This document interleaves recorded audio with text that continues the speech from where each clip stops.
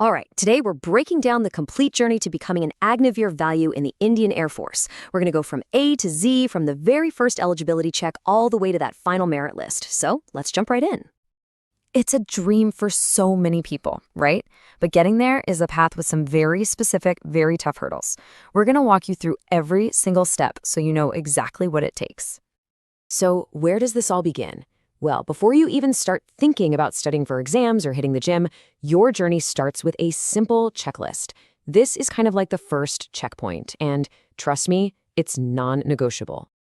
First things first, your age. You have to be between 17 and a half and 21 years old. Now, the exact birth dates can change a bit with each recruitment drive, but that age window, that's set in stone. Okay, this next one is a big deal. You absolutely must be unmarried, and not just when you apply, but for the entire 4-year service period. It's a hard and fast rule of the Agniveer scheme. So, when it comes to education, you've got a couple of ways in. Pathway 1 is the classic 10+2 science route, with physics, math, and English. Or there's Pathway 2, for those who've completed a 3-year engineering diploma. But whichever path you take, there's a magic number you need to hit: 50. That means you need at least 50% marks overall, and, this is super important, a minimum of 50% in English. No wiggle room there. All right, so you've ticked all those boxes. Perfect. Now we get to the real heart of the matter. What many say is the most decisive part of this whole thing. Phase 1, the online exam.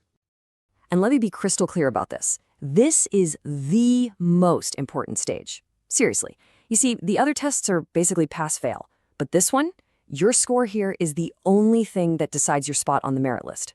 Everything rides on this. So what are you up against? Well, think of it as a 60-minute sprint. You've got 70 questions to tackle, 20 in English and 25 each in physics and math. It's a serious race against the clock. And here's where you gotta be smart. For every right answer, you get a point. Great. But for every wrong one, they take away 1/4 of a point.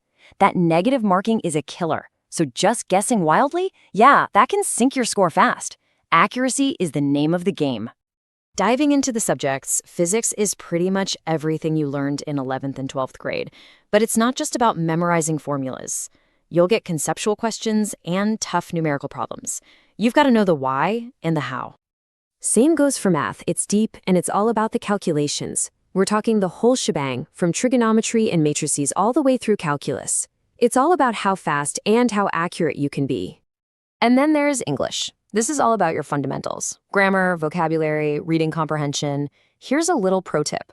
A lot of people who prepare well find this to be their best scoring section. If you can really nail the basics, you can rack up some serious points here. Okay, so let's say you've crushed the written exam. Awesome.